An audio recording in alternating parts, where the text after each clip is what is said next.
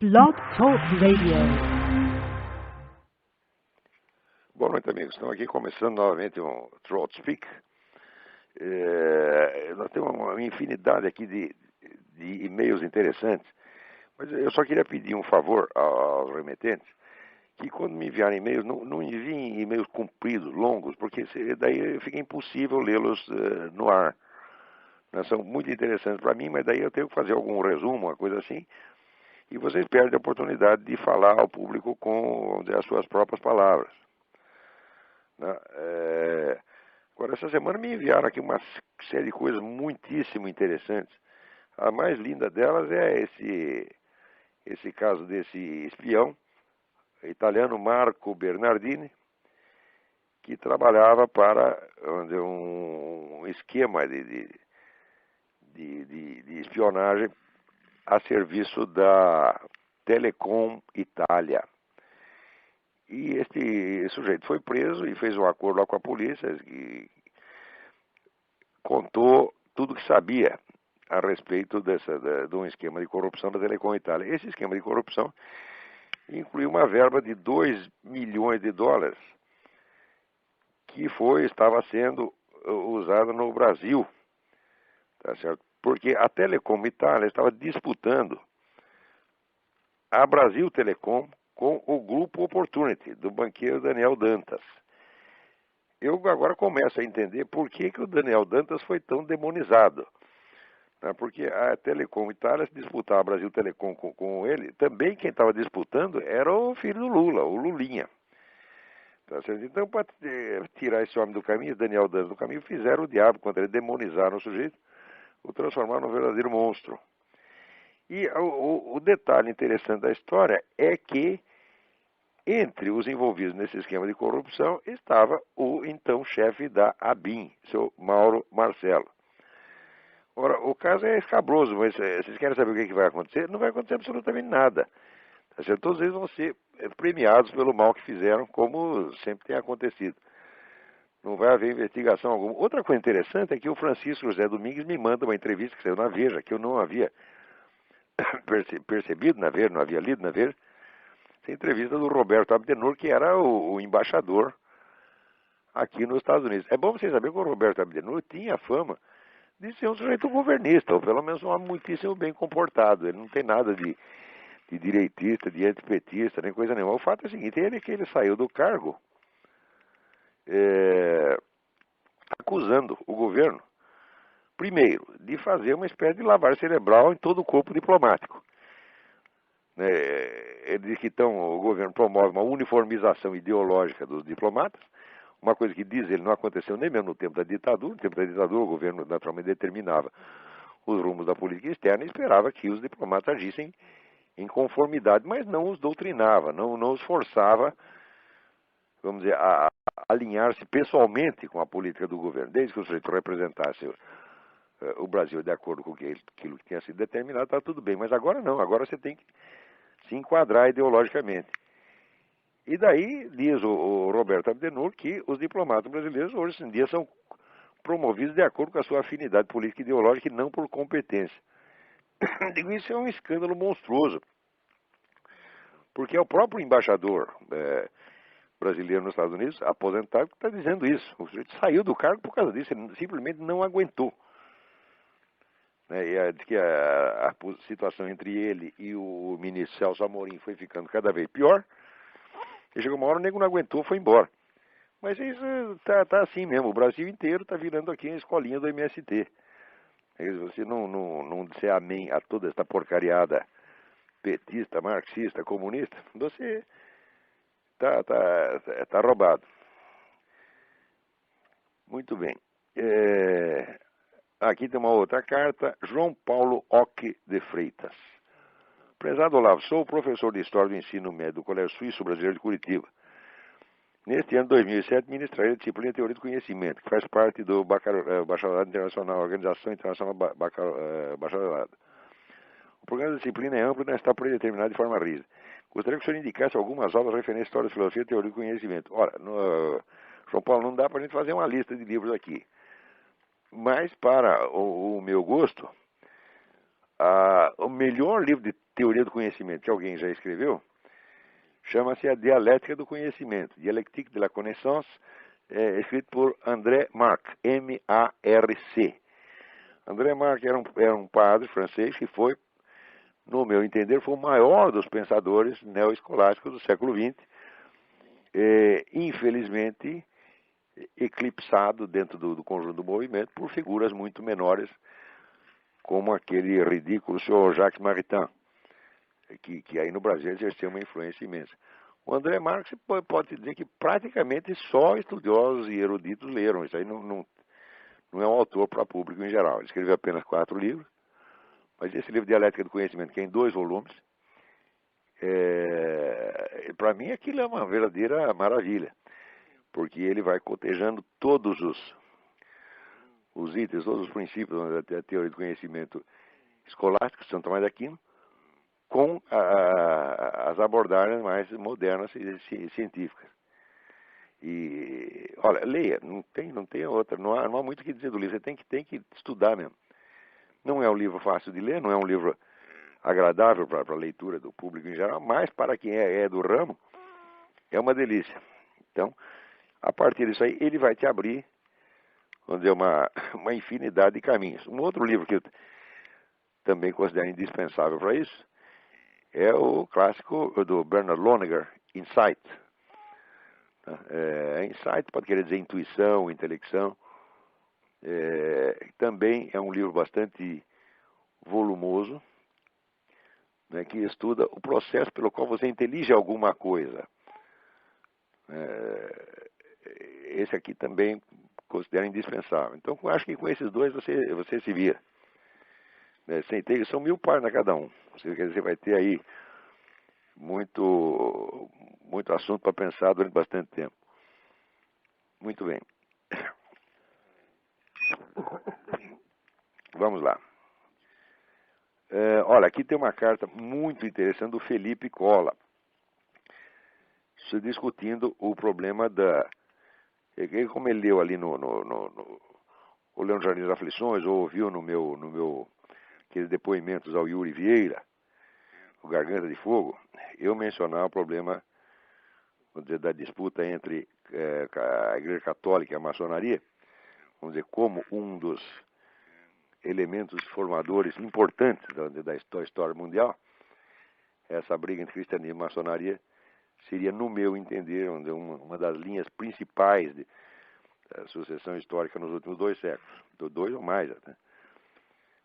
Então, ele faz uma discussão muito interessante das possibilidades de acordo entre maçonaria e Igreja Católica, mas eu não vou poder ler a carta dele porque é muito comprida. Então, eu não sei o que realmente não sei o que fazer.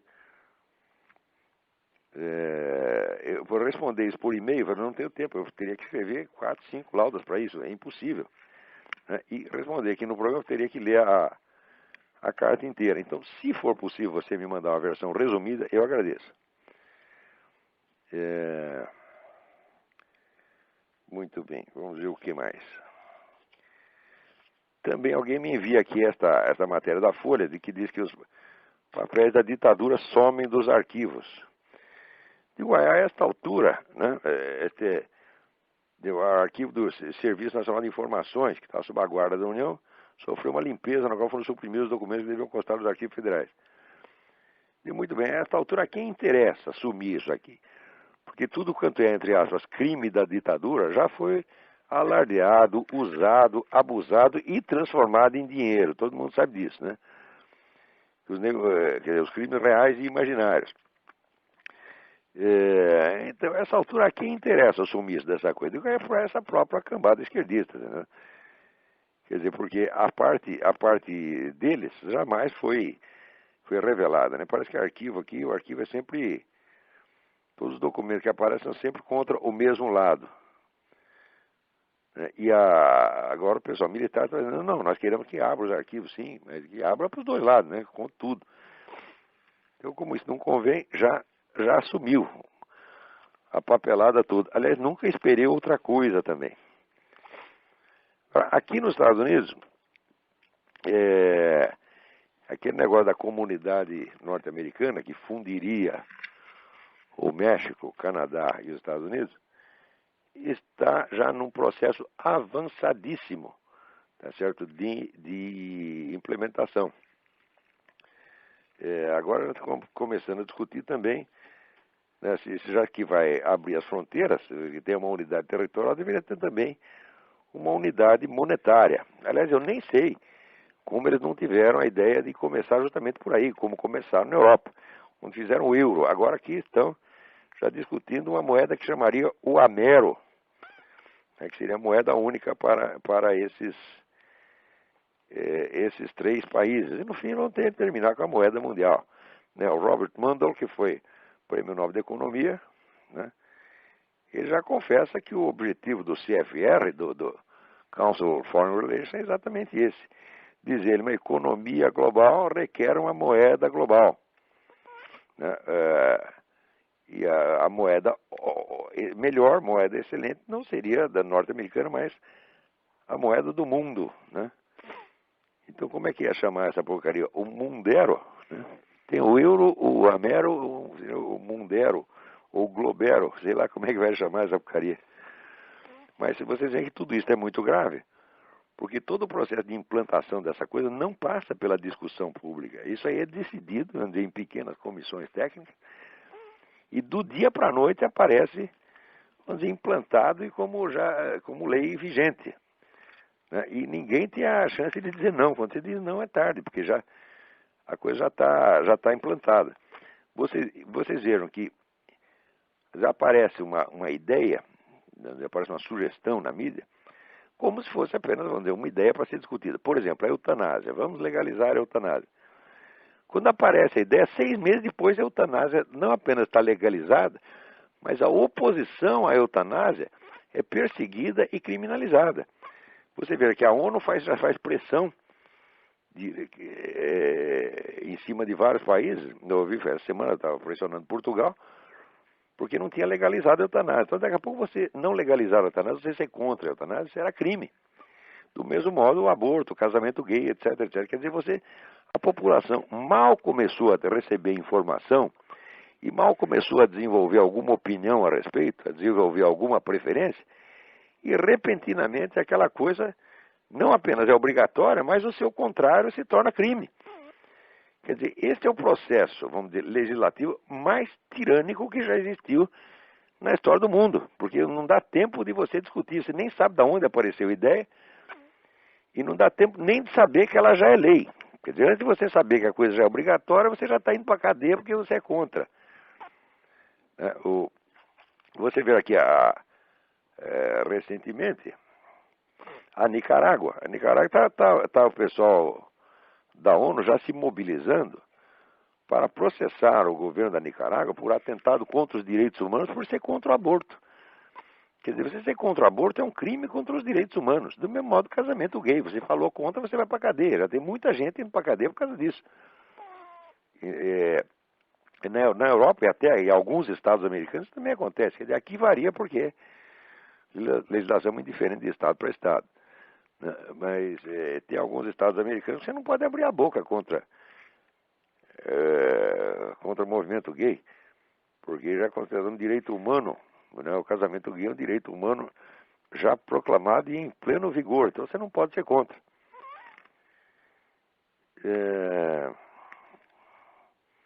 Vamos lá, o que mais temos aqui? Aqui recebeu uma carta de um sujeito que assina assim, Führer.com.br, e pergunto, pesquisando no Google, me deparei com alguém falando a questão de você ser um nazista. Gostaria de saber se você realmente aprecia a filosofia ideal nazi, pois eu sou apreciador da filosofia ideal. E olha, eu tenho aqui uma sugestão para você, Führer. A sugestão é o seguinte, vai tomar no olho do cu. Você está entendendo? Então, quem quer que vier me mandar cartinha fake aqui, olha, se eu descobrir quem é, eu vou dar o seu nome e endereço, tá entendendo? Para o pessoal infestar a sua caixa postal com merda como você está querendo infestar a minha, tá bom? Agora, se eu não souber quem é, eu pelo menos dou aqui o e-mail do fulano, que é um e-mail fake, evidentemente, Führer.com.br.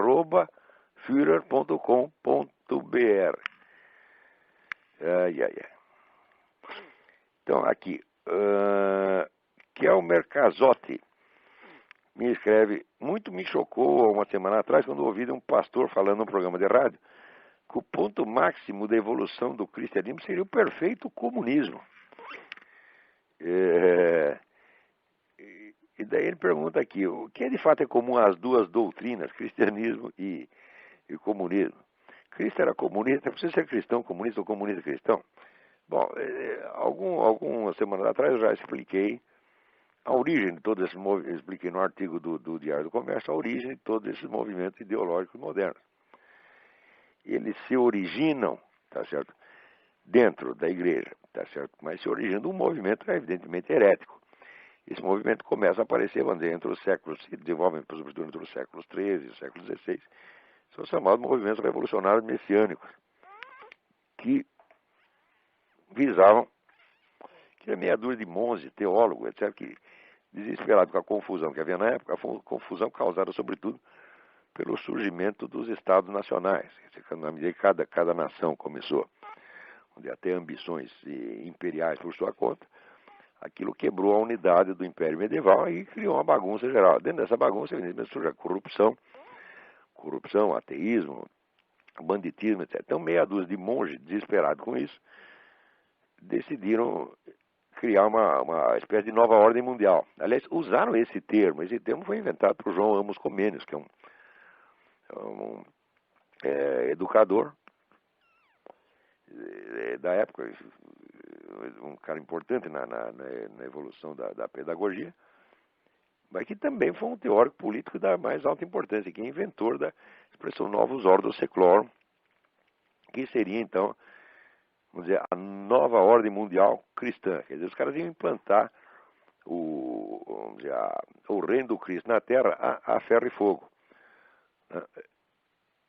E, com isso, desenvolveram a ideia de um tempo futuro, um tempo histórico futuro, que seria, então, vamos dizer, o reino de Deus na Terra. E, portanto, seria já o efeito do juízo final. Quer dizer, com isso, veja a sutileza do negócio, é que transforma o juízo final. O que é o juízo final na Bíblia? O juízo final é o fim dos tempos históricos. Quer dizer, é a absorção da totalidade dos tempos na eternidade. A eternidade é, vamos dizer, como definia Boécio, é a posse plena e simultânea de todos os seus momentos. É a somatória de todos os momentos transcorridos e transcorríveis, momentos reais e possíveis.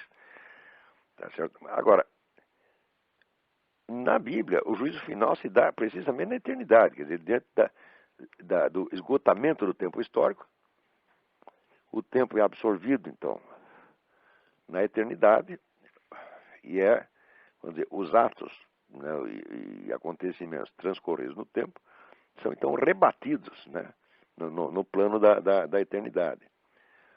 Ora, o que esse pessoal revolucionário messiânico fez foi trocar a ideia de eternidade pela ideia de um tempo futuro perfeito.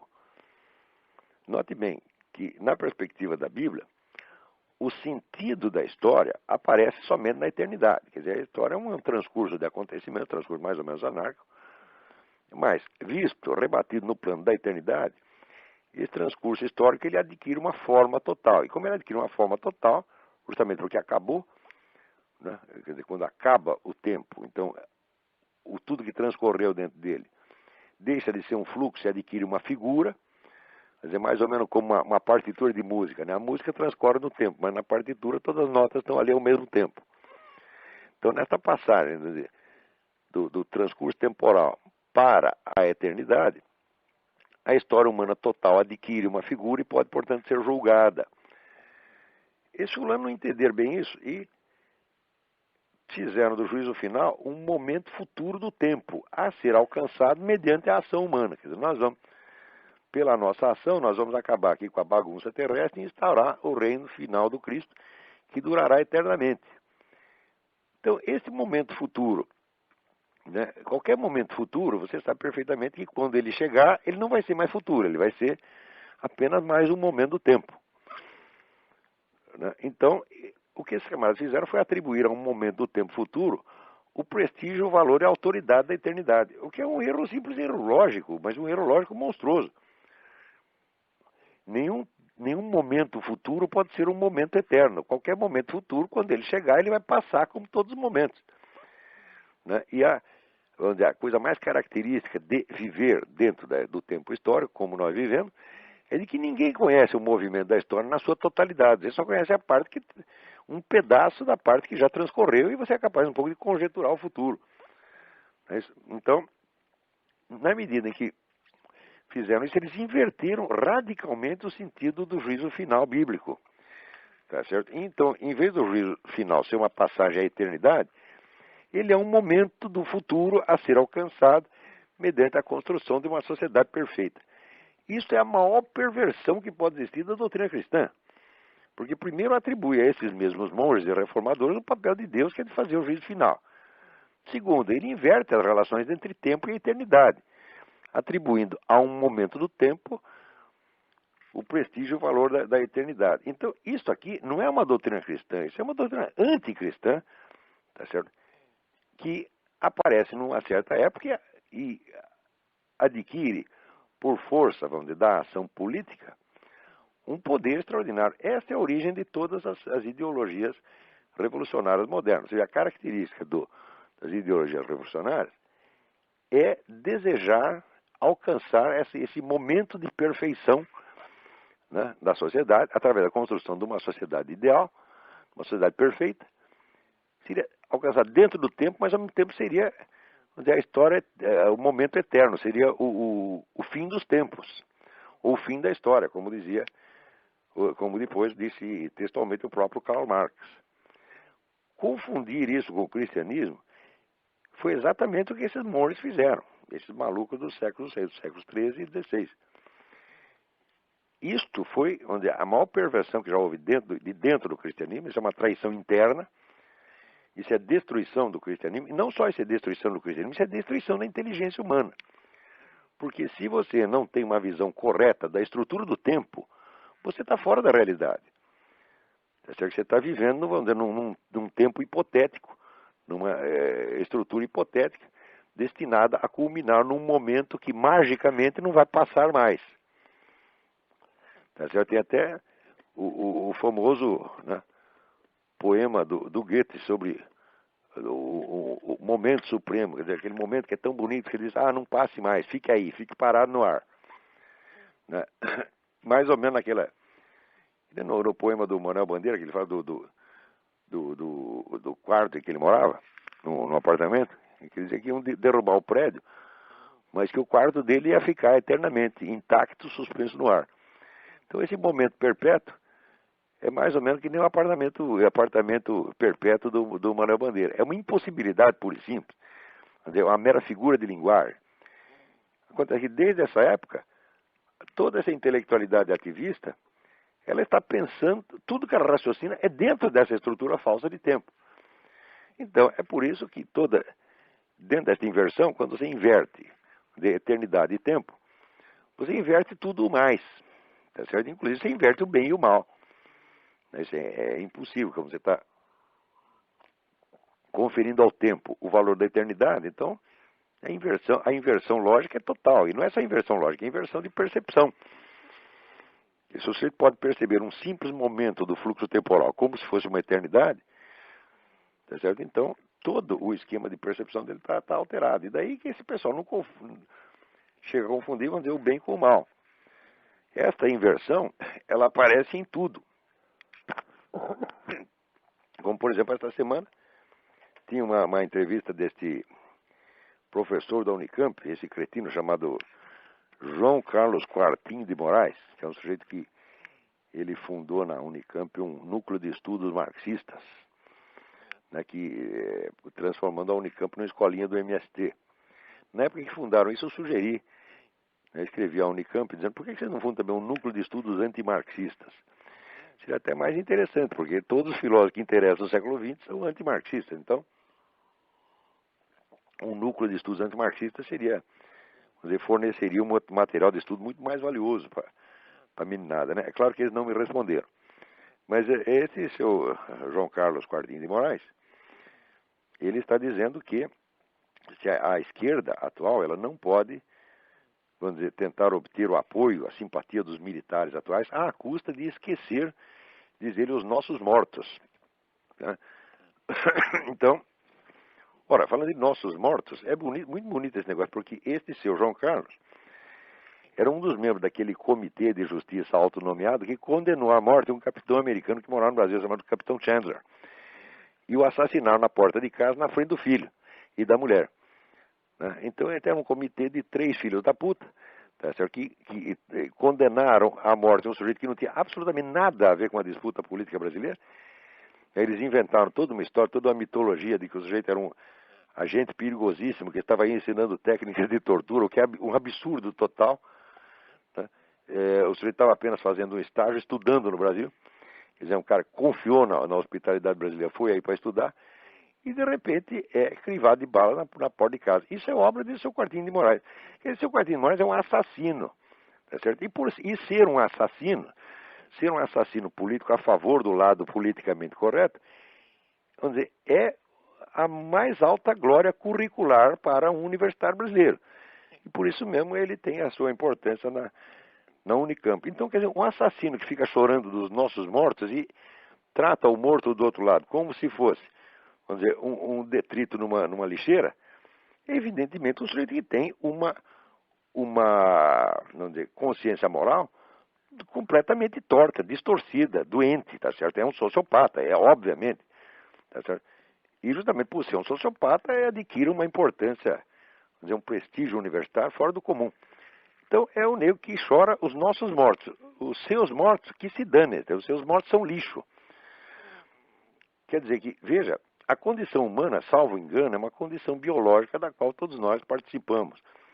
Nenhum ser humano pode conferir a condição humana ao outro, tá certo? Mas, na perspectiva desse seu João Carlos Quartinho de Moraes, a condição humana, ela depende da sua posição política. Conforme a sua posição política, você é gente, então você merece ser pranteado e homenageado depois que morreu. Agora, se você está do lado errado, isso não existe. Né? Então só existem os nossos mortos. Os seus mortos são lixo. Isso é uma distorção monstruosa da consciência moral. Essa distorção é comum a uma infinidade de intelectuais ativistas, militantes, são todos eles assim. Né? Todos eles choram, vamos dizer, porque desapareceu 376 terroristas brasileiros, eles choram pra caramba. Agora, se Fidel Castro mata 500 mil pessoas no continente inteiro, isso não é para chorar, isso não é nem para ligar, isso é um detalhe de somenos, né? É um detalhe na história, como vamos dizer, como os judeus que morreram na Segunda Guerra eram um detalhe para o tal do seu Le Pen, que é outro, evidentemente, também um cara de uma perspectiva revolucionária. Esse movimento fascista europeu é também um movimento revolucionário utópico que visa criar uma sociedade que era perfeita no entender deles. Então, a perda da estrutura real do tempo é a perda da noção de realidade e a distorção completa da percepção humana. Então, você dizer que isso é cristianismo, eu digo, bom,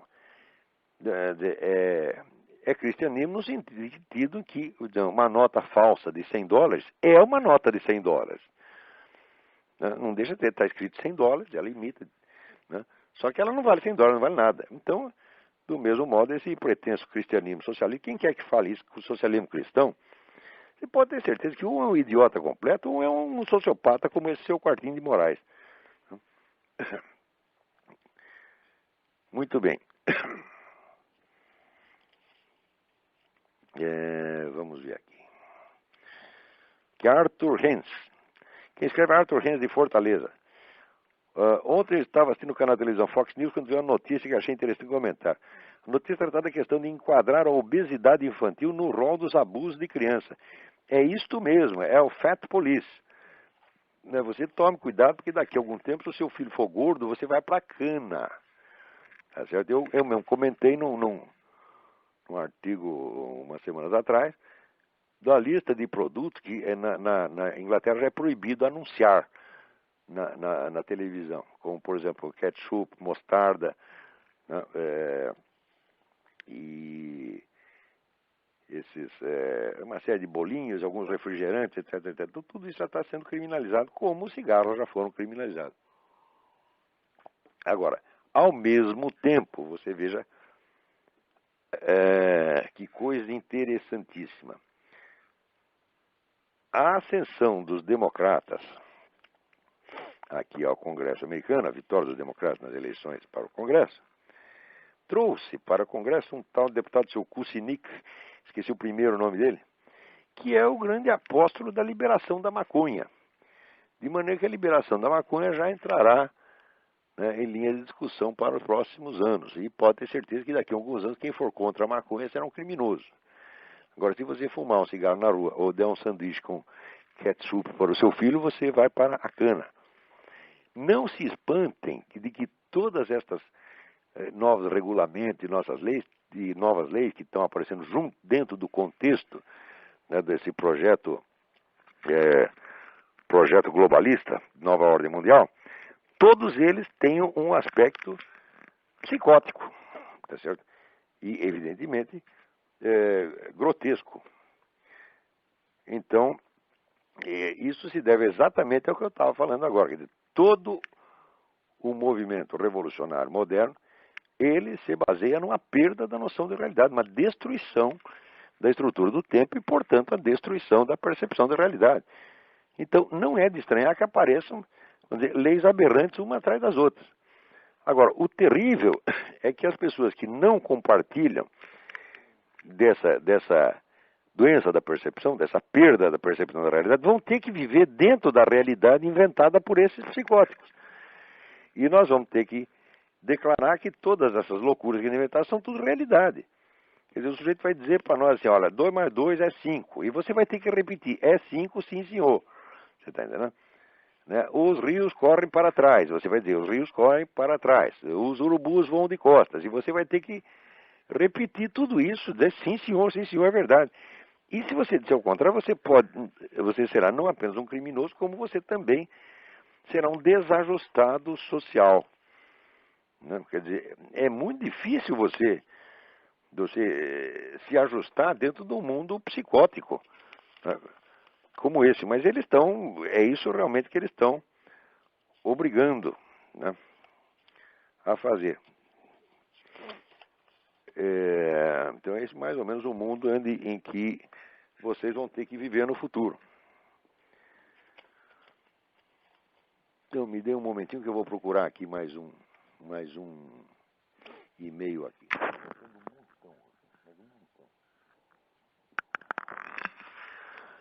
Aqui o Marcos Vinícius Monteiro andou estudando lá a minha teoria dos 4 discursos e pergunta se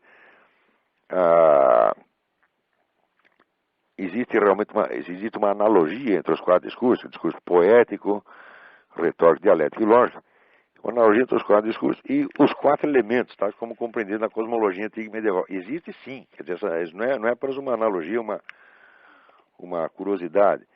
Eu até cheguei a escrever todo um capítulo explicando isso, mas não houve tempo de colocá-lo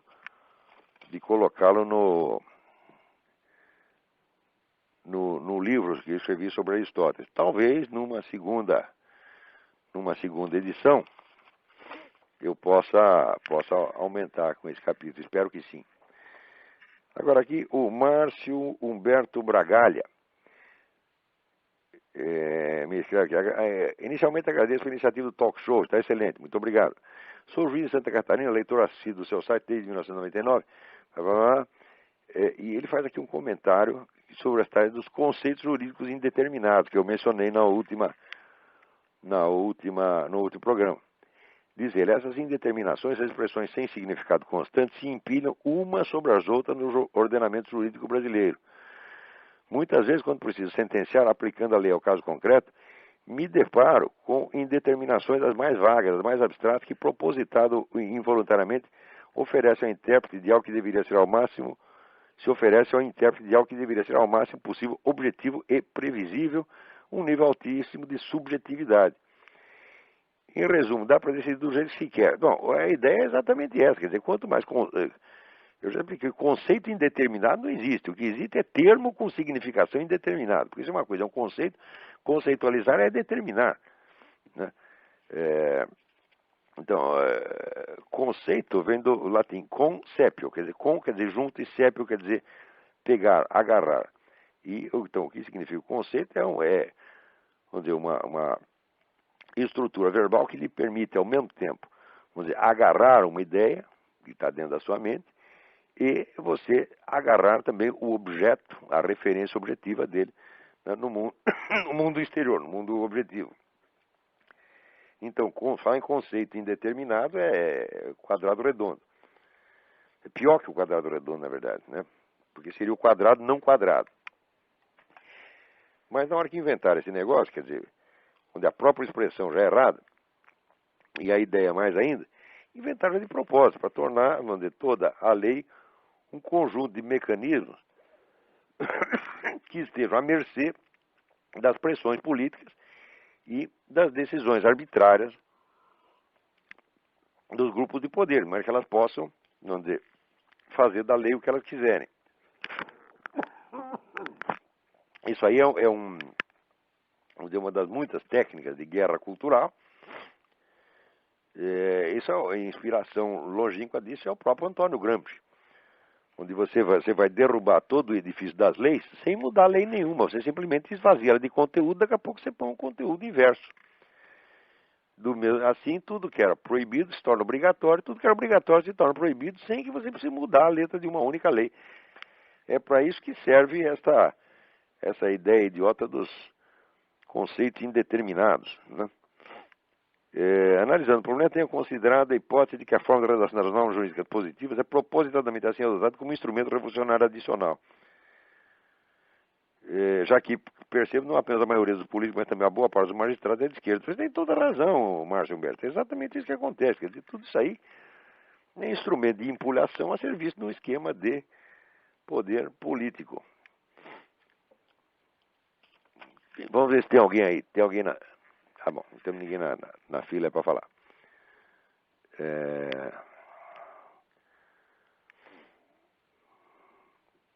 Vamos ver. Alguém me manda aqui um artigo escrito em 1999, Hermes Rodrigues Neri, falando sobre o livro do John Cornwell. Ele diz que as colocações bem contundentes contra Pio II e as candentes indagações de Cornwell são bem argumentadas, apesar de altamente manipuladas. Claro, isso foi uma empulhação muitíssimo bem feita. Esse Cornwell é simplesmente um vigarista. Quer dizer, um negro que diz que fiz profundas pesquisas na Biblioteca do Vaticano, quando você vai ver, parece que a ficha lá assinalava 3 passagens dele por não mais de 2 horas cada uma. Esse sujeito foi lá só para maquiar, né? Inventou um monte de besteira e foi maquiar com uma aparência de pesquisa.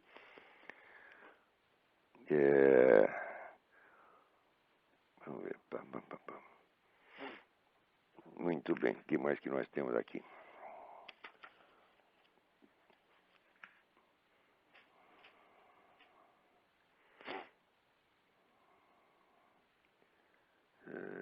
Também uma outra carta perguntando se faz sentido aqui. Márcio Oliveira, perguntando se faz sentido a expressão socialismo cristão. Digo, faz exatamente no sentido da nota falsa de $100, que é, de certo modo, uma nota falsa de $100. Então, o socialismo cristão é, de certo modo, cristão, no sentido de que é uma falsificação do cristianismo.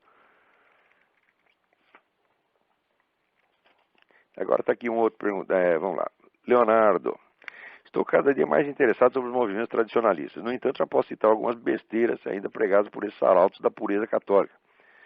Desde já digo que sou um conservador, tenho um profundo respeito à tradição da doutrina da Igreja, que tomei como minha, independentemente do Concílio Vaticano II.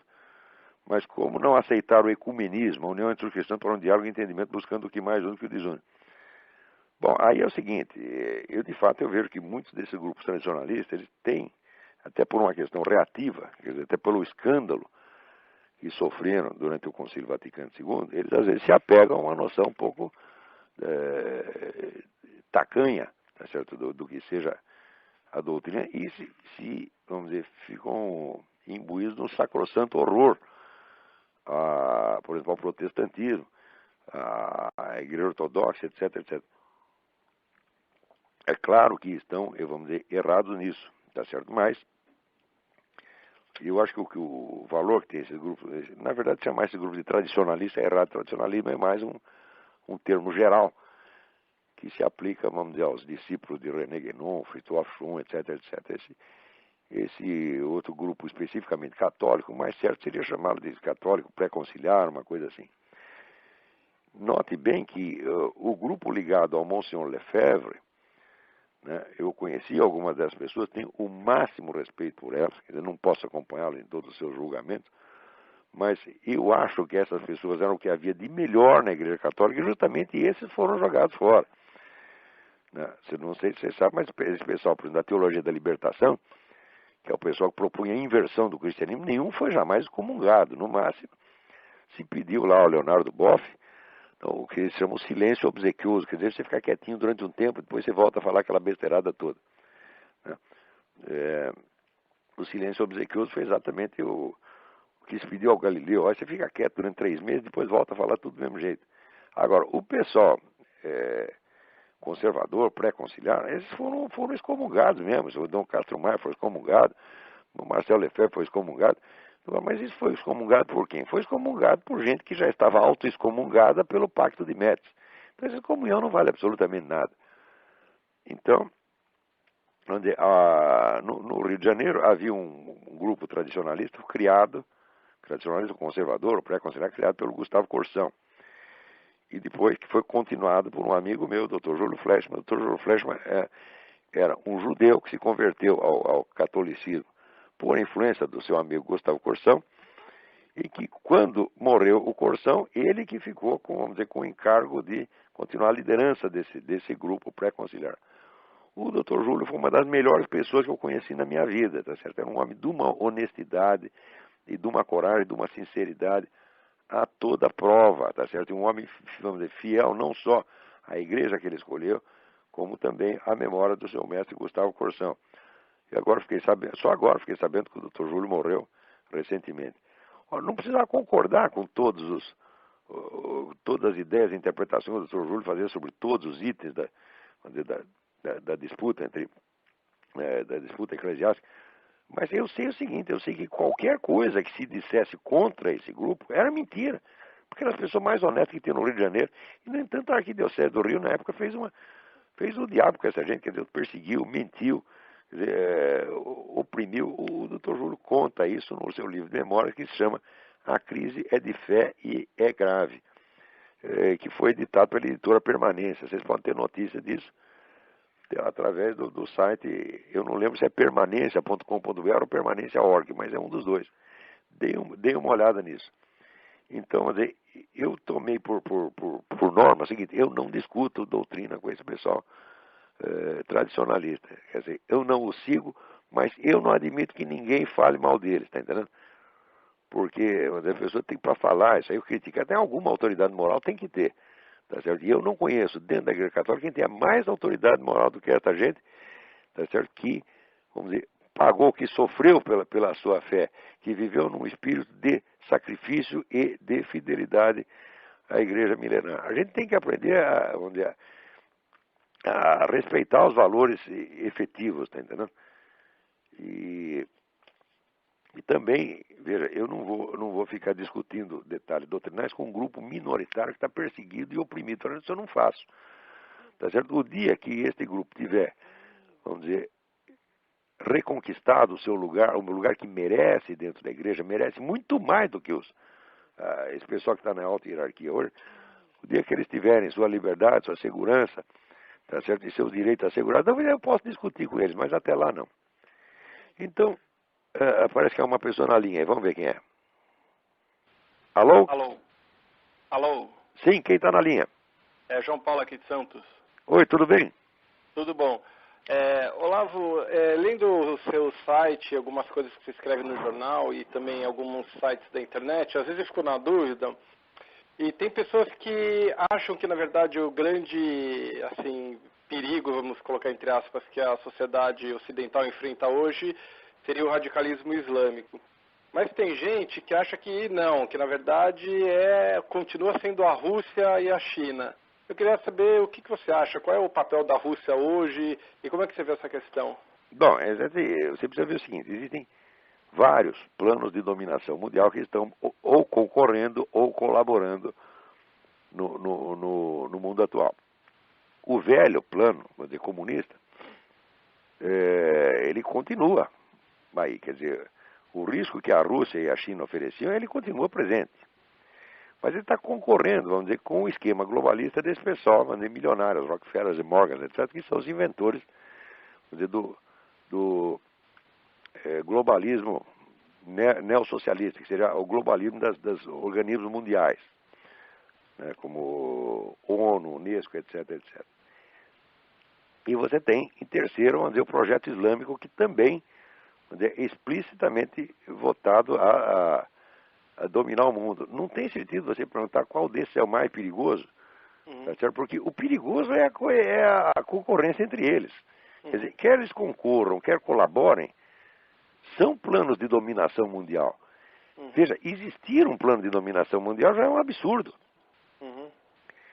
É porque você veja, por exemplo, se você pegar 2 milênios de história da Igreja Católica, a Igreja Católica jamais quis dominar o mundo. Quer dizer, a base do Império Medieval era o reconhecimento da diferença entre a autoridade espiritual e o poder temporal. Sim. Quer dizer, o poder temporal podia se organizar, então, internacionalmente, nacionalmente, do jeito que ele bem entendesse. Certo. Claro que a igreja queria espalhar a sua influência por todo mundo, mas espalhar a influência por todo mundo é uma coisa, dominar, quer dizer, espalhar a influência pelo todo mundo é simplesmente obedecer a ordem do Cristo, ir por toda parte e fazer prosélitos. Isso a igreja fez. Mas ela jamais quis criar um sistema político mundial que ela estivesse no topo.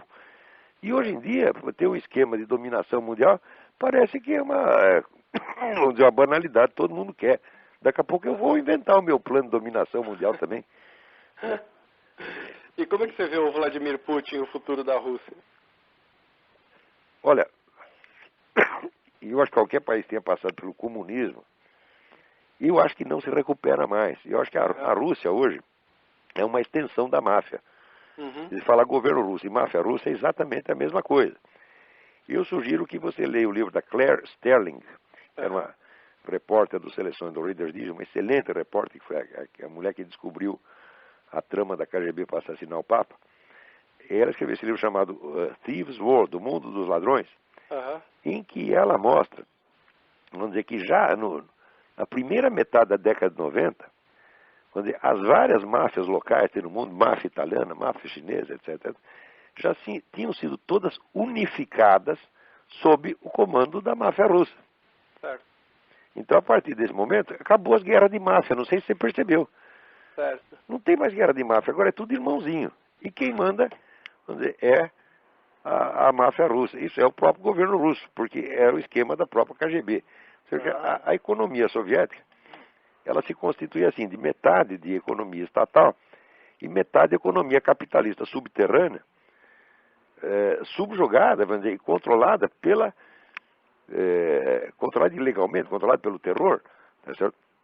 Pelo pessoal da KGB. Tá certo? E o banditismo russo, também não havia banditismo avulso. Tudo, qualquer banditismo na Rússia estava sob comando da KGB. O pessoal, às vezes, não mede. Fala KGB como quem fala CIA ou quem fala M16, não é nada disso. A KGB foi a maior organização de qualquer tipo que já existiu na história humana. A KGB controlava todos os aspectos da vida social russa. Então ela também era dona das máfias. Quando acabou o comunismo, entre aspas, não fez diferença nenhuma, porque os caras que estavam no poder são os mesmos que estão até hoje. Usando meios bastante parecidos com os que usavam na época. Tá certo? Então, eu não vejo outro futuro para a Rússia senão continuar sendo roubada eternamente. Certo. Não consigo conceber, eu espero que não seja assim, porque é um grande povo, o russo é um povo maravilhoso. Né? Eu espero que haja uma luz no fim do túnel, que a Rússia ainda possa ter alguns dias de, vamos dizer, de paz, de liberdade, mas eu não sei como.